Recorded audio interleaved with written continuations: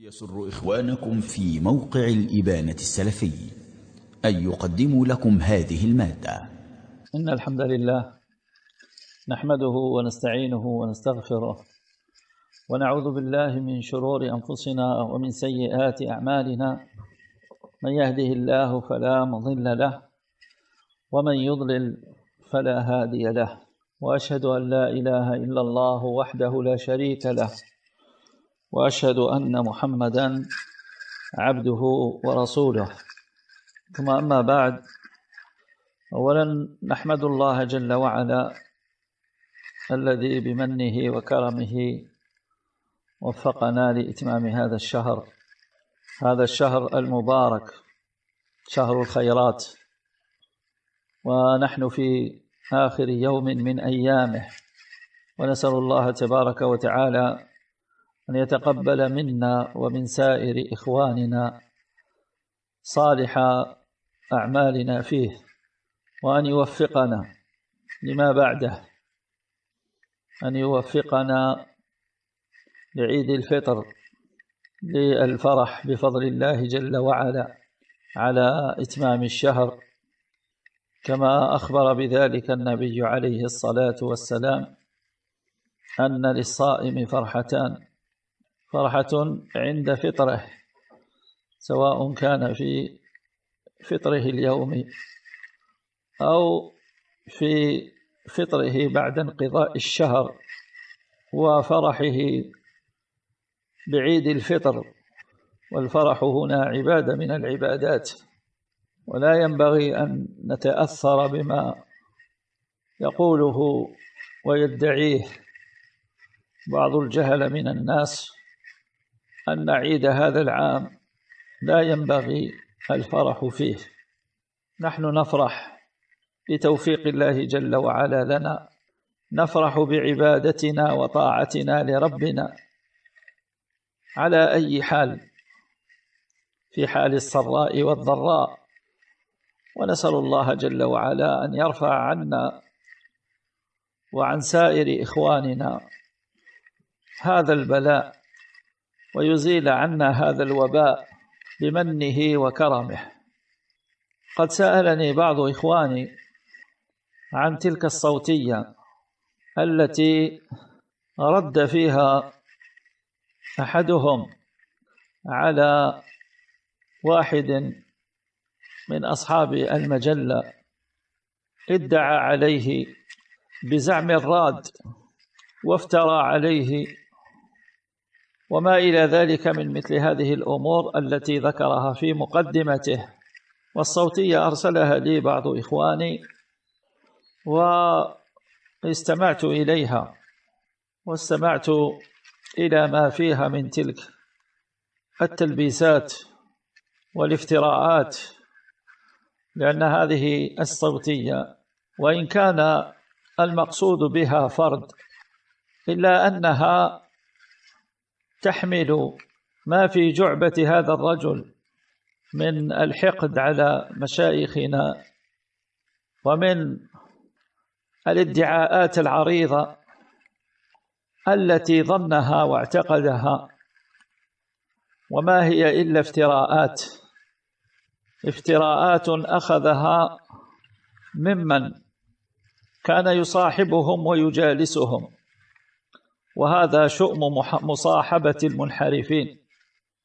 وفي بداية أمره، وهذا منذ سنوات، والله شهيد على ما أقول، كنت أدافع عنه كلما سنحت لي فرصة لزيارة شيخنا الشيخ ربيع، وكان في كل مرة يسألني عنه، وأنا أعتذر له بأنه مشغول مع الشيخ العباد ومشغول بالمسجد وكان الشيخ حفظه الله تبارك وتعالى وأبعد عنه الأشرار كان في كل مرة يقول: لا هذا ولا ذاك، بل إن الرجل مفتون بجماعة البر وأخواتها من جماعة الرياض، الذين كانوا يغدقون عليه بما يعلم هو ونعلمه نحن وعلمه الشيخ في كل مرة، وهو في الحقيقة قد تغير منهجه وقاطع الشيخ، وقد كان من قبل كما ذكر هو في صوتيته يعتبره على رأس قائمة مشايخه، والوفاء يقتضي المعاملة الطيبة الحسنة لمن نعتقد فيهم هذا، وينبغي على الطالب أن يكون وفيا لشيخه مهما كان الأمر. فهذه ليست من التهم التي وجهها لإخوانه أنهم حذروا منه لأنه أصبح لا يزور الشيخ أبدا، فوالله إنه ليعلم هذا، وهذا محض كذب وافتراء، بل هذه واحدة ثانوية وليست أساسية مما انتقد عليها الرجل، لأنه ليس من العدل والإنصاف، وقد سجل هذه الصوتية في هذا الشهر المبارك، أن يتهم إخوانه. ما اتهم به المردود عليه هذا مما أعتقد أنه الحق في هذه الصوتية، لأن هذه الصوتية بعد سماعها خلصت إلى أمور، أولها أنه حضر لهذه الصوتية تحذيرا جيدا، تحذيرا يتعلق بألفاظها وعباراتها والتكلف في السجع فيها على طريقة صاحبه القديم العويسات، وبعض من السجع ربما أخذه مما قرأه مؤخرا، لأنه قد شحن بفكر هذا الذي قرأ له، وهو أبو الحسن المأربي. وما أدري الآن بعد الذي جرى وبعد هذه السنين وبعد ما آل إليه هذا الرجل وأصبح المنظر والمفتي للحزب المصري الذي يدعي زورا وبهتانا أنه حزب سلفي. السلفية ليس فيها أحزاب ولا تقر بالأحزاب، السلفية دعوتها وأن أمتكم وأن هذه أمتكم أمة واحدة وأنا ربكم فاعبدون، تنبذ الحزبية، وهذا تبعا لعلمائها وأئمتها الذين هم على الجادة في هذا الباب، والذين نصحوا أمة النبي عليه الصلاة والسلام. الشيخ كالمشايخ جميعا، الشيخ بن باز والشيخ الألباني والشيخ العثيمين والشيخ ربيع وشيخنا الشيخ فركوس حفظ الله جل وعلا الجميع، رحم الله الأموات منهم وحفظ الأحياء ووفقهم لكل ما يحبه ربنا جل وعلا ويرضى، بدليل أن هذا الكتاب الذي هو للمأربي والذي رد فيه على الشيخ ربيع وسماه زورا وبهتانا، الدفاع عن أهل الاتباع، وعنده من أهل الاتباع سيد قطب والعرعور وغيرهم من هؤلاء الذين أفسدوا في منهج هذه الأمة إفسادا عظيما، نسأل الله تبارك وتعالى العفو والعافية. وقد دافع عنهم في هذا الكتاب دفاعا كبيرا، يلحق بهم المغراوي الذي رد عليه قديما صاحب الصوتية، وما أدري موقفه منه الآن. ولو استمع أحدنا هذه الصوتية وقارنها بما أصله هذا المسكين في كتابه لوجدوا تشابها كبيرا بل وتطابقا في الفكرة وفي التأصيل الذي أصلوا له. وصف المأربي السلفيين بأنهم غلاة وبأنهم شذاذ وخارجون عن منهج السلف.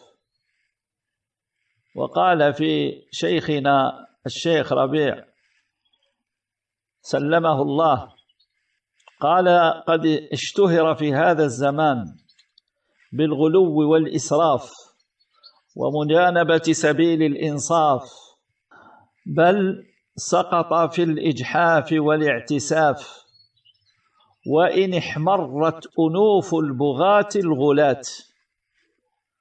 وهذا الاقتباس الذي ذكره صاحبنا هذا حين قال في سجعه في صوتيته: ولو احمرت أنوف وغضب ألوف، يقصد أنه لا يهمه الأمر ما دام الذي هو عليه هو الحق. وهذا نحن لا ننكره أصالة، لأن صاحب الحق كما أخبر بذلك النبي عليه الصلاة والسلام: إن لصاحب الحق مقالا. وصاحب الحق نقصد به هنا اتهام القوم له بما رد به عن نفسه، وهو أنهم نصحوه، وهذه كذبة وفرية كان محقا في ردها والدفاع عن نفسه فيها حتى يكون الإنسان منصفا. هذه الصوتية فعلا الرجل فضح فيها القوم بما كانوا يكذبوننا فيه لشهور بل لأعوام متعددة، فجاء من يفضحهم. هم يدعون أن الرجل يكذب، ولكن القرائن تأبى إلا أن يكون هذه المرة صادق، وذكر تلك الزيارات وذكر تلك اللقاءات وذكر قولة البراهش التي ردوها علينا وكذبونا فيها، وهي ثابتة في حقهم أو في حق قائلها، وسمعها منه بعض إخواننا قبل أن يشهد بها هذا الرد، وصلته لعلها أو سمعها هو من أحدهم، لأننا علمنا من خلال هذه الصوتية، أو علم إخواننا وشبابنا من خلال هذه الصوتية أن في مجالسهم المغلقة كان حديثهم يدور حول أو عن إخوانهم يتكلمون فيهم بالطعن والغمز.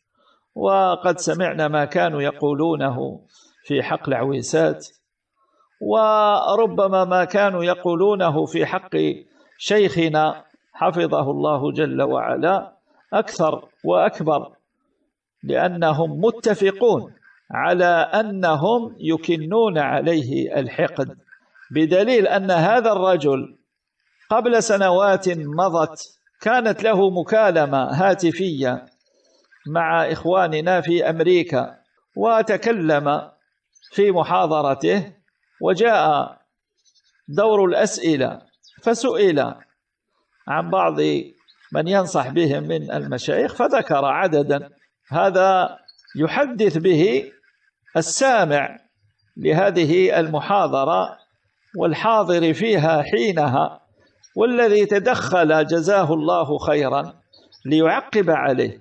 لما ذكر من ينصح بهم من المشايخ لم يذكر شيخنا الشيخ فركوس، وهذا من نكران الجميل، لأنه درسه وكان له فضل عليه، ونعتقد جميعا أنه شيخ البلد وعالمها، لا تذكره يعقل هذا أبدا.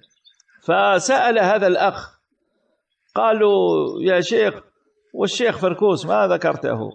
قال تستفيد منه في الفقه والأصول، تستفيد منه في الفقه والأصول فقط، وهذا الذي يعتقده فيه ويعتقده غيره كذلك ممن كان يجالسهم ويسامرهم، والآن يفضحهم، والآن يفضحهم. لو كنت محقا لأحققت الحق في حينه ونطقت به في وجوه مخالفيه، وإن احمرت أنوف وغضب ألوف. هذا هو الواجب علينا جميعا. ولهذا لما تكلم وشهد صاحبه الرمضاني الصغير عن قضية اتهامه للشيخ ربيع والشيخ عبيد بما قال وكتمها هؤلاء وستروه فيها، بل ولم ينكروا عليه حتى في حينها، كما قال صاحب الصوتية لما ما قلبتوش علي الطابلة، لأن هذا أمر فظيع أن يتهم واحد من أمثال هؤلاء إماما من أئمة السنة في هذا الزمان، شهد له الكبار الأئمة من مثل الشيخ ابن باز والشيخ العثيمين والشيخ الألباني، الذي قال فيه شهادة حامل لواء الجرح والتعديل. وفضل هذا الشيخ على السلفيين عظيم، هذه حقيقة لا ننكرها، ولكن هذا لا يجعلنا نعتقد فيه قداسة أو عصمة، فهو في هذا الأمر كسائر علمائنا يصيب ويخطئ. إذا أصاب اتبعناه فيما أصاب فيه، وإذا أخطأ تركنا خطأه واعتذرنا له وحفظنا كرامته وقدره. هذا الذي نعتقده. قد يخطئ في أشخاص يحكم عليهم وربما يزكيهم ويثني عليهم، وحالهم مفضوح، وحالهم مفضوح. يثني على مثل الفواز، الرجل جاهل لا يعتبر حتى في مصاف طلبة الصغار، وعن غيرهم كذلك، يعني لا نصوبه. وقد رددنا قوله وتركناه قديما، زكى الحرب وما أخذنا بتزكيته، وزكى بعده العرب وما أخذنا بتزكيته، مثل ما قال صاحب الصوتية. ثم كان ماذا؟ كان أن الله جل وعلا أرى السلفيين جميعا أن الشيخ كان مخطئ في تزكيته، وأن الحق مع غيره من أبنائه وإخوانه الذين تكلموا فيهم بحق. هذه الصوتية فيها، وإن كان الظاهر أن المقصود بها هو المردود عليه، ولكن حقيقتها أن المقصود بها هو منهجنا الذي نحن عليه، الذي يصفه كما وصفه من تأثر به هذا بأنه منهج الغلاة والشذاذ، وأنه منهج انشطاري كما كان يسميه الجماعة التي رد عليهم بالمنهج الإقصائي زورا وبهتانا. ونحن دائما وأبدا كنا نقول لهم: بيننا وبينكم كلام السلف، وكلام السلف ولله الحمد محفوظ موجود في بطون أمهات الكتب التي تناولت هذه المسائل ككتاب الإبانة وغيره من الكتب التي على منواله. وهذه المسألة ألا وهي مجالسة أهل البدع والأهواء، هذه مسألة عظيمة عند السلف، استهان بها هؤلاء، يلبس على من يسمع صوتيته بأن الخلاف بيننا وبينه أو بينه وبين الشيخ ربيع أنه ما اقتنع بكلامه في الحلبي، ما اقتنع بكلامه، وهو في مسألة الحلبي على قول شيخه كما يدعي الشيخ العباد. أين هو اتباع الحق في مثل هذه المسألة؟ شيخ من شيوخ السنة تكلم بجرح، وأمثال هؤلاء لا يتكلمون بالهوى، يتكلمون نحسبهم بالحق، قد يخطئون، نعم قد يخطئون، ولكن ابتداء لا بد أن نسمع لكلامهم وننظر في أدلتهم، هل ما تكلموا به في هؤلاء حق أو باطل؟ اترك الشيخ ربيع في مسألة الحلبي وأنت تدعي أنك تتحدى إخوانك هؤلاء كما وصفتهم بأن تتحاكم معهم إلى الشيخ عباد وهيئة كبار العلماء. أنا أقبل منك هذا التحدي ومستعد أن أذهب معك إلى هيئة كبار العلماء أو إلى الشيخ الفوزان حفظه الله أو الشيخ الحيدان في قضية الحلبي، هل هو على صواب أم هو على ضلال كما وصفه الشيخ الغديان رحمة الله جل وعلا عليه أنه حامل لواء الإرجاء في الأردن، وكما نصح الشيخ الفوزان بتركه قال هذا مخلط، ومثل هذا الكلام قاله الشيخ الحيدان شفاه الله جل وعلا وعافاه. أليس هؤلاء هم كبار العلماء؟ لما نترك كلامهم لقول غيرهم ممن وافق قوله أو قوله هواك أنه زكاه وقال مثل ما تقول أنت، يدعو إلى التوحيد والسنة، يدعو إلى التوحيد والسنة. والسلف حذروا من أقوام عرفوا بهذا عند الناس جميعا من أمثال هؤلاء، أي من أمثال هؤلاء الأئمة ومن تكلم فيهم لأجل مخالفتهم العقدية، ما أخرجه الدارمي في مسنده عن أيوب السختياني رحمة الله عليه قال: رآني سعيد بن جبير جلست إلى طلق بن حبيب فقال لي: ألم أرك جلست إلى طلق بن حبيب؟ يعني يستنكر عليه هذا. قال: لا تجالسه، قال لا تجالسه، وهو من ترجم له الحافظ الذهبي عليه رحمة الله في سيره قال فيه: بصري زاهد كبير من العلماء العاملين. ولكن لما وقع فيما وقع فيه أخذ الناس يحذرون منه، يحذرون من مجالسته. لا أقول الناس، الأئمة الجبال، هذا سعيد بن جبير رحمة الله تبارك وتعالى عليه.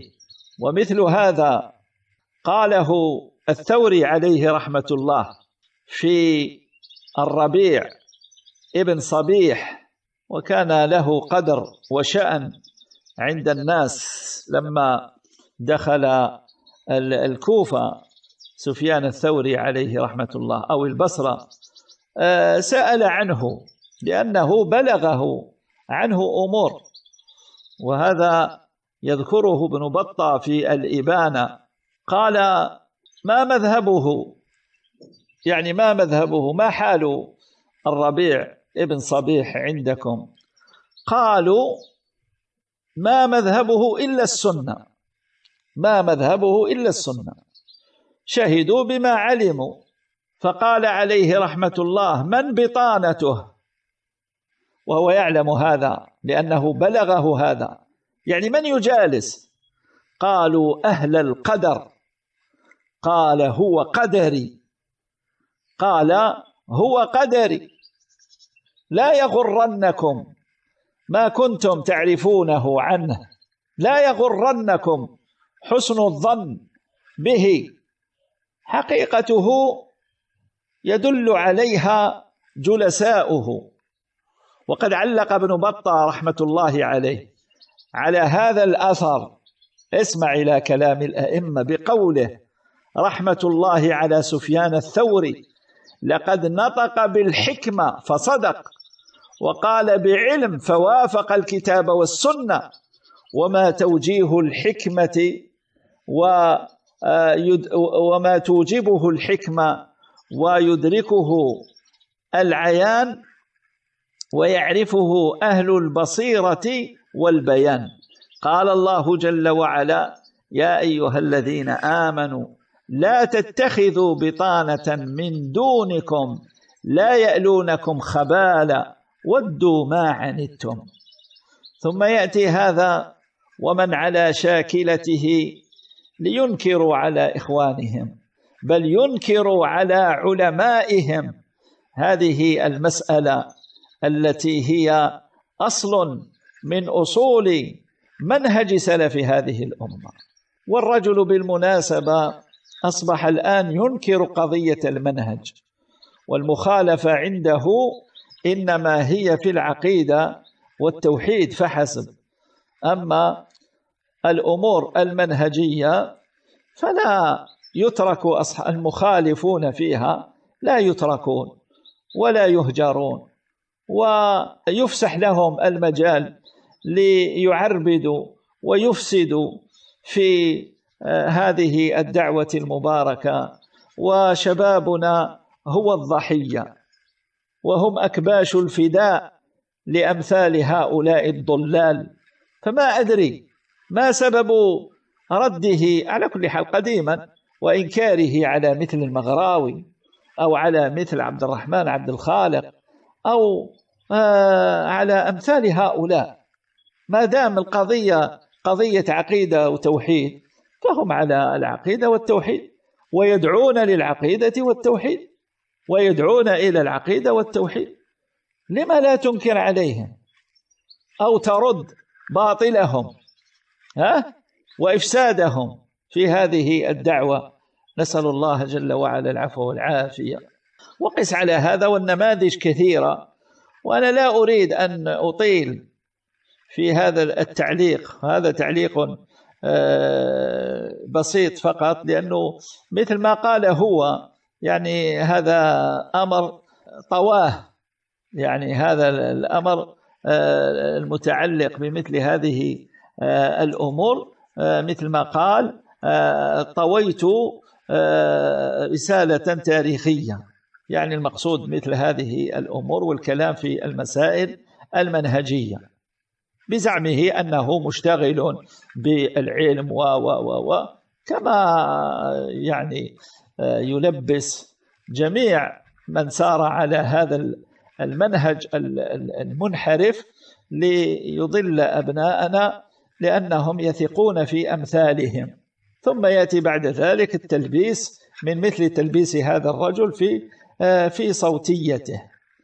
من الأمور التي يعني لاحظتها فيما كان يتكلم به، يعني لاحظت ذاك التعالي الواضح والافتراء الفاضح، التعالي في كلامه، وكأنه صدق ما قالته الصحافة في يوم من الأيام أنه زعيم السلفية في الجزائر، صدق هذا الأمر. ونحن ليست عندنا هذه الزعامات. هذه الزعامات تركناها للحركيين. احنا عندنا إمامة ومشيخة، والمشيخة والإمامة تكون للأعلم، لا شك في هذا ولا ريب.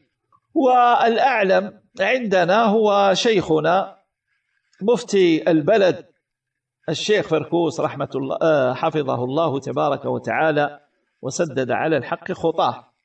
هذا شيخنا، وهذا باعتراف الجميع، حتى الذين يخالفون الشيخ يعني يعترفون له بالعلم ويعترفون بجلالة قدره وعلو منزلته، لأنهم رأوا فيه علم العالم وحكمة الإمام وما إلى ذلك من مثل هذه الأوصاف التي هي أخلاق شيخنا حفظه الله تبارك وتعالى. الرجل تكلم في هذه الصوتية أظن طيلة 20 دقيقة، يتكلم على مسائل الدعوة في بلده، وأنه كلما دخل قرية أو كذا كأن الرجل هو يعني صاحب الأمر في هذا الباب، الزعيم مثل ما يقول العوام تاعنا هو بابها. يجد العشرات بل المئات ممن نالهم التجريح يشكون إليه ظلم العباد لهذا الزعيم. يا سبحان الله العظيم، أين هؤلاء؟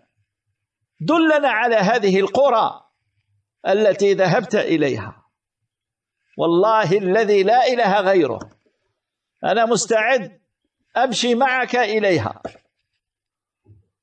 ونكلم كل هؤلاء الذين ادعيت أنهم ظلموا، ونحن ما تكلمنا في أحد إلا بعد نصحه، وأنت تعلم هذا، أنت تعلم هذا. وأذكرك إن كنت نسيت، وهذه عادتك على كل حال تنسى، ولهذا أنا لا أتهمك في الكذب بالكذب فيما اتهمت به مشايخنا، ولكن أنا أقول أنك تنسى، نسيت أنك قلت الشيخ ربيع أنه كذاب، ولعلك ما نسيت أنك قلت في يوم من الأيام أن الشيخ بكر سارق، قلت فيه سارق وكلمة أخرى لا أذكرها، ولهذا لا أتذكرها، ولهذا لا أذكرها. وكنت حينها سألت الشيخ ربيع عن مقولتك في الشيخ بكر هذه، وكان حينها الشيخ بكر رحمة الله عليه قد شن حربا على شيخنا، على الشيخ ربيع، دفاعا عن سيد قطب، والحق كان مع الشيخ ربيع في هذه المسألة. ولكن رغم ذلك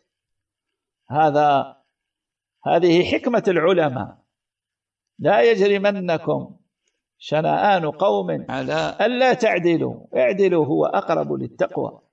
يعني إذا كان خلاف بينه وبين أخيه، وكانت علاقة بين الشيخ بكر والشيخ ربيع علاقة طيبة جدا، وكان يتواصل معه ويزوره حين يزور أمه بالمدينة رحمة الله عليه، ولكن رغم ذلك الحق أحب إلى هؤلاء من جميع الخلق.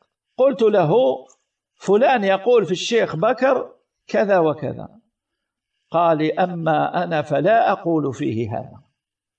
وزعم الرجل أن هذا أخذه عن أحد المشايخ، وأنا أبرئه من هذا الأمر أخبره بأنه كان يرسل له رسائل، يعني رسائل علمية لينظر فيها أو ليعطيه رأيا في مضمونها، فتبقى الرسائل يقول عنده، وتخرج بعد ذلك مطبوعة باسمه، يعني يسرقها الشيخ بكر. الله المستعان. يعني هذه التهمة تشبه تهمة البراهش على قول القائل الذين عندنا في اتهامهم لشيخنا الشيخ فركوس بالسرقات العلمية، نسأل الله جل وعلا العفو والعافية. لما لا تشهد شهادة الحق وتقول أن إخواني فعلا كانوا ينصحون، وقد دعوته أنا شخصيا لما كان عندنا أو تواعدنا على مجلس مع هذا أبو سعيد البليدي، وكان مع يعني مع شيخنا الشيخ فركوس وبعض المشايخ، وكان الرجل صاحب الصوتية موجود في البلد، فاتصلت به: ما رأيك تحضر معنا كذا كذا مجلس أخوي؟ قال لي: ماذا بي على قوله؟ فذهبت إليه وأخذته إلى مكان اللقاء الذي كان عند أحد مشايخنا، فلما جلسنا مع الرجل وناقشناه فيما بلغنا عنه من مسائل منتقدة كثيرة، منها الطعن في الشيخ الألباني طعنا مبطن، وأن الشيخ الألباني له شذوذات وما إلى ذلك من الكلام المسجل عليه، وقضية المرتد الذي تنصر ومات في بلاد القبائل. ثم أفتى شبابنا بأنه لا يحكم بكفره، لا يحكم بكفره. الرجل معلق الصليب ويتبجح بأنه تنصر ويدعو للنصرانية، وعند صاحبنا لا يحكم بكفره. قال: إلا إذا صدر في حقه صك من القضاء أنه مرتد. من أين لك هذا؟ سكت الرجل وأخذ يرغد ويزبد ولم يأتي بشيء. المهم الشاهد، يعني احنا نصحناه لوجه الله عز وجل، وثم بعد ذلك يعني الخير والفضل بعد الله عز وجل يرجع إلى شيخنا حفظه الله جل وعلا، لأنه هو الذي نصح بهذا وهو الذي كلمه، ونحن مجرد حضور فقط. وكان معنا صاحب الصوتية وهذا هو الشاهد، لما خرجنا وانصرفنا وهو معي في السيارة يقول لي بالحرف الواحد مشكلتي، مثل ما يقول هذا الرجل دائما أيام كنا نلتقي ونجتمع، يقول لي: مشكلتك أنت أنك لا تنسى. وأنا أقول له: مشكلتك أنت أنك تنسى. حقيقة. قال لي بالحرف الواحد، قال لي: ما على باليش باللي الرجل تغير هكذا، يشهد عليه تغير هكذا، ووصل إلى هذه الدرجة في المخالفة والانحراف. نسأل الله جل وعلا العفو والعافية.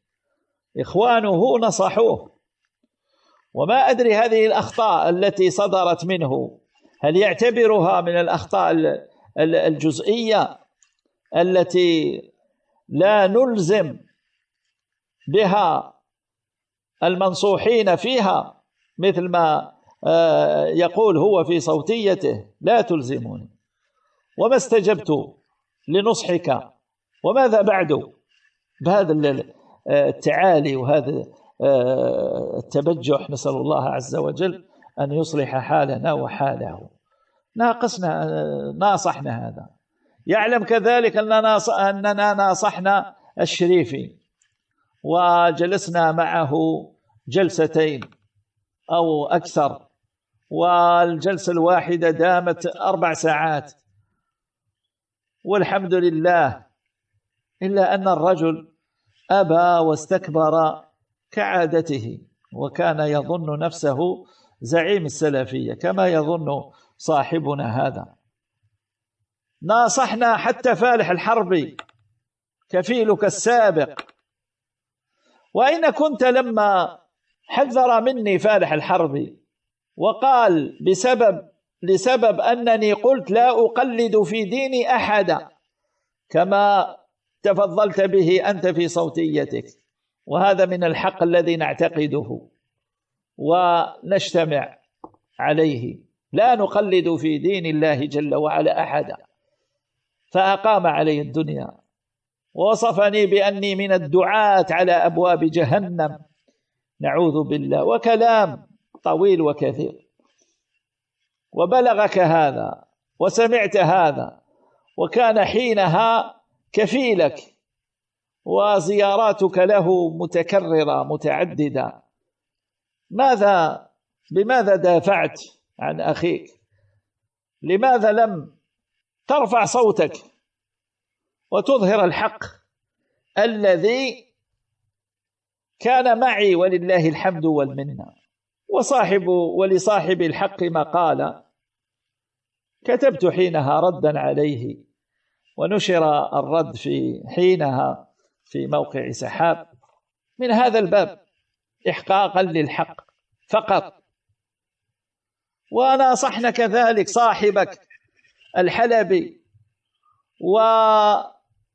وكتبنا له رسالة من صفحات فيها أدب واحترام ودعوة للرجوع إلى الحق والتأدب مع العلماء،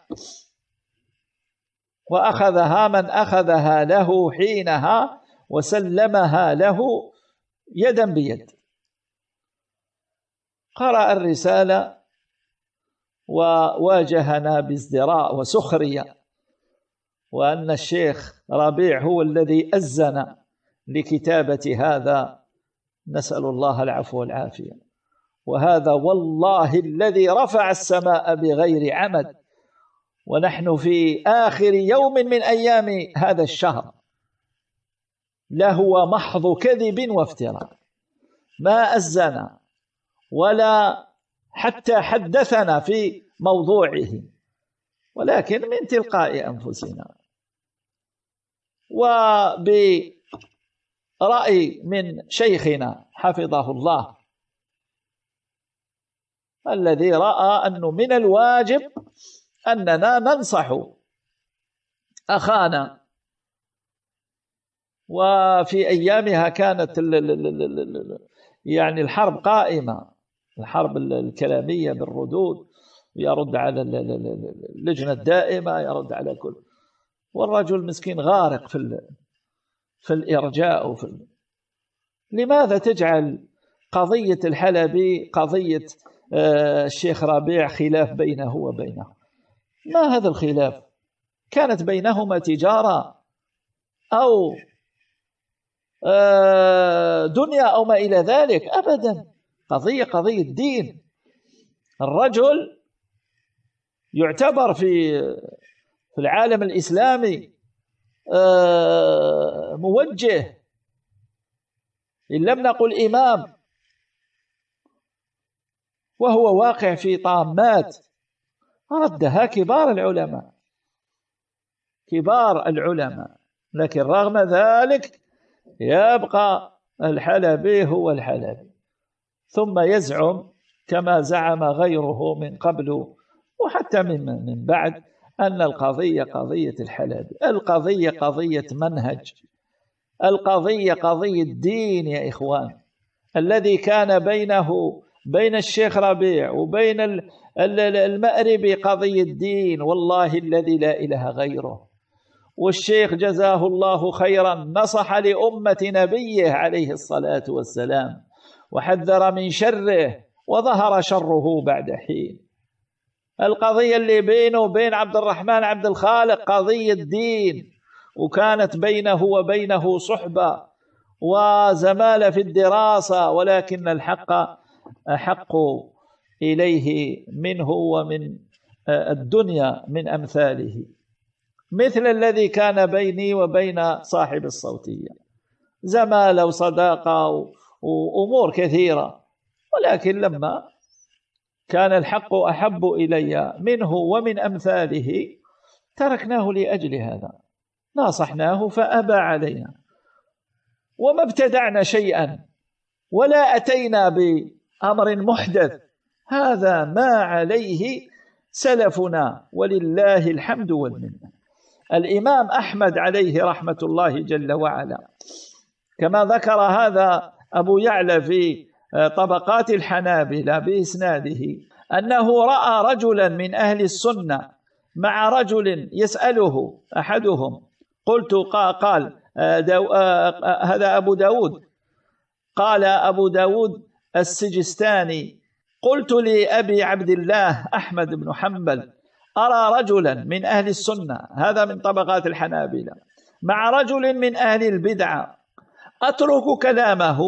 قال لا، يعني مجرد أن أراه أترك كلامه بعد ذلك؟ قال لا، أو تعلمه أن الرجل الذي رأيته معه صاحب بدعة، فإن ترك كلامه فكلمه، وإلا فألحقه به، وإلا فألحقه به. ثم قال ابن مسعود رضي الله عنه المرء بخدنه. هذا ليس كلامي أنا أو كلام زيد أو عمر، هذا كلام إمام السنة في زمانه وفي سائر الأزمنة عليه رحمة الله. ثم هؤلاء يطرحون الشبهات ويأتون بشبهة أخرى، أن هؤلاء الغلاة يعتقدون إما أن تكون معهم أو أن تكون ضدهم، يعني ما كاش المنزلة بين المنزلتين، لأن القضية قضية حق وباطل. هذا كذلك ما أخذناه من عند أنفسنا، هذا كلام السلف، ذكره ابن بطة في الإبانة عن عتبة الغلام رحمه الله أنه قال: من لم يكن معنا فهو علينا، فليس ثمة منزلة بين منزلتين، إما أن يكون مع أهل السنة وإما أن يكون مع ضدهم، أكاش بين وبين، تلتزم الواضحة الجلية، تكون على الجادة التي كان عليها سلفك. أزيدك هؤلاء الذين ناصحناهم وما أكثرهم، ولكن هذه فقط نتف، ناصحنا حتى الطلبة الصغار. من بين هؤلاء ناصحنا أحدهم وهو إمام مسجد، وهذا لعل من الأئمة الذين اشتكوا إليك لأنه يجالسك عند مجيئك للبلد. هذا الذي كان في يوم من الأيام إمام لمسجد الهداية، هذا المسجد لمن لا يعرف بيت الشيخ ملاصق لبيت الشيخ، هذا مكث مدة في مسجده. تصوروا، ويدعي السلفية، تصوروا أنه لم يقف يوما ليكلم الشيخ لا ليسأله، وكان الألوف من شبابنا يأتون يوميا لزيارته وسؤاله، ولا استشاره في أمر وهو في مسجده، ولا راجعه في مسألة البتة. هذا ما في، وش في نفسه هذا؟ ففي يوم من الأيام جاءني للبيت بعد أن دعوته، يعني ما جانيش هكذاك، أنه قديما كان يزورني ثم بعد ذلك قطع لما أصبح يجالس زمرته المعروفة، وفيها من الجماعة المردود عليهم، هذا محسوب على الرمضان الصغير. قلت له: يا أخي اتق الله في نفسك، الشيخ بالنسبة لنا يعتبر الوالد ويعتبر المعلم ويعتبر العالم، هذا شيخ الجميع في هذا البلد، اتق الله في نفسك. ولا تترك الشيطان يستحوذ على عقلك. لما هذا الأمر والعداوة؟ قلت له أحدثت أمرا ما فيش، لا مبرر له البتة. فقلت له إخوانك يجدون في أنفسهم عليك. قلت له وأنا أولهم، وأنا ما عنديش اللف والدوران. قلت له وأنا أولهم، وأنا أحترمك وأعرف قدرك، وأنا ما كاش واحد عرفك في الجزائر، لأنه هو ما هوش من الجزائر، من وهران قبلي. فخلي هذه الصورة يا أخي، هذه الصورة الطيبة عنك في أذهاننا جميعا. قلت له فقط اذهب للشيخ واعتذر منه. اعتذر منه. قال يا شيخ والله كان صدر مني جفاء تجاهك وكذا وكذا، وأحسست بهذا الأمر، فأرجو أن تسامحني قلت له الباقي اترك علي، اترك الباقي علي، أنا بإذن الله جل وعلا نكلم الشيخ، والشيخ ما عنده يعني ما لا يحمل حقدا أو غلا على أي أحد. حتى هؤلاء البراهش اللي فعلوا ما فعلوا في حقه، الشيخ والله ما على باله بهم أصلا. ومثل ما قال في أي أول يوم همشوهم، بقى على هذا التهميش، هو بقى على هذا التهميش، لا يلتفت لأقوالهم ولا لخزعبلاتهم ولا لخرباشاتهم جميعا. لعلي أصلح. والله خرج من عندي يعني كأنه مثل ما يقول العوام عندنا، ما قال لي طابت ولا تحرقت، ولكن لم يفعل. وكان معه صاحباه يشهدون عليه، ولم يأتي للشيخ ولم يزور الشيخ. أنا أعتقد أنه السبب في هذا ليس هذا الشاب، السبب في هذا هم جلساء هذا الرجل، لأنه كان يجلس لمن يكن الحقد والضغينة على الشيخ. شحنوه. نسأل الله تبارك وتعالى العفو والعافية. وليس بالبعيد فقط، يعني أول ما تمرد علينا هؤلاء الشباب وأحدثوا ما أحدثوه من الفساد، جاءني أحدهم ونفس الشيء أنا كلمته ودعوته. هذا قال يا أصلحه الله، وقلت له يا مصطفى أنا أعرفك، أنت ممن تربى عندي والحمد لله. قلت له أسألك بالله، قلت له أترضى عما يكتبه هذا الرجل، هذا صاحبك، هذا الألد الخصم؟ قال لي لا أرضى والله الذي لا إله غيره. كما قال لي صاحبه قبله بو قليل هذا، قال لي هذا الرجل يا شيخ قهره مثل ما يقول العوام، ما يتنفسش عنده، آذاه أذية شديدة. ورغم ذلك يقول هذا وليد حومتي وأعرفه، يعني كونه ابن حومته ويعرفه هذا دليل على أنه على الحق. صلى الله العفو والعافية. لما تكلم فيهم الشيخ عبد المجيد حفظه الله، قلت له يا أخي لما لا تكتب شيء، كلمة هذا خطأ، لماذا لا تكلم هذا الرجل نصيحة لله؟ اتق الله في نفسك، هذا خطأ. وعدني والله الذي لا إله غيره. ثم بعد يومين اتصل بي قال لي أعتذر، ما نقدرش نكتب. القهر، هذا الخوف اللي تكلم عليه صاحب الصوتية. وأنا تعمدت هذا الأمر لأني كنت دعيت إلى تلمسان، فلما سألوني قلت لا أنصح به. هذا الذي لا يستطيع أن يصدع بالحق في وجه من يصاحبهم وهم على الباطل، هذا نستأمنه على أبنائنا وشبابنا؟ أبدا. أنا لا أنصح بهذا، وأنا لست شيء، والله لست شيء، ما ادعيت لنفسي أني الإمام ولا كذا ولا كذا. أنا ما أعتقد أن الله جل وعلا كلفني بأن أنصح إخواني، لست ملزم بأن أزكي فلان أو أنصح بفلان.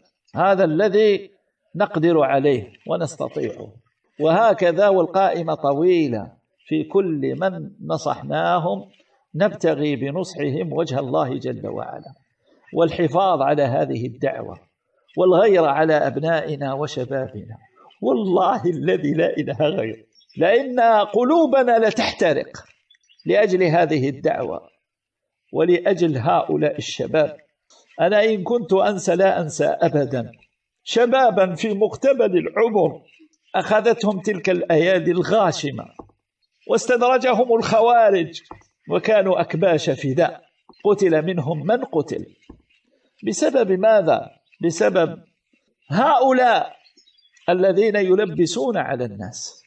أنا لا أتهم من إخواني من هو على عقيدة الخوارج، ولكن أتكلم على من لبس عليه الخوارج واستدرجوه وأخذوه ثم قتلوه. وأسأل الله جل وعلا أن يرحم إخوانا لنا صمدوا في وجه أهل الباطل وصدعوا بالحق رغم أن هذا كان على حساب أرواحهم، وقتل منهم من قتل. أخونا مختار عندنا في العاصمة، أخونا عباس في بالعباس، وأخونا عريف في عنابة، نسأل الله عز وجل أن يتقبلهم عنده شهداء وأن يرحمهم برحمته الواسعة. أنا لا أريد أن أطيل وقد أطلت يعني مع الأسف الشديد، ولكن باختصار هذه الصوتية أنا ما أدري بعض إخواننا يقومون بنشر مثل هذه الصوتيات، أنا لا أنصح بنشرها لأن فيها تلبيس وفيها تعمية على الشباب. لا نغتر نحن بأنه فضح هؤلاء مفضوحون من البداية ولا نحتاج لشهادة أمثال هؤلاء في فضح أولئك، لأننا خابرناهم وخالطناهم وجالسناهم وأحسننا الظن بهم وناصحناهم لأنهم أبوا علينا، يتهموننا بأننا مفرقة. كيف نكون مفرقة ونحن دعوناكم لأن نجتمع على حق وكتبنا ما ينبغي أن نجتمع عليه وأرسلناه لكم؟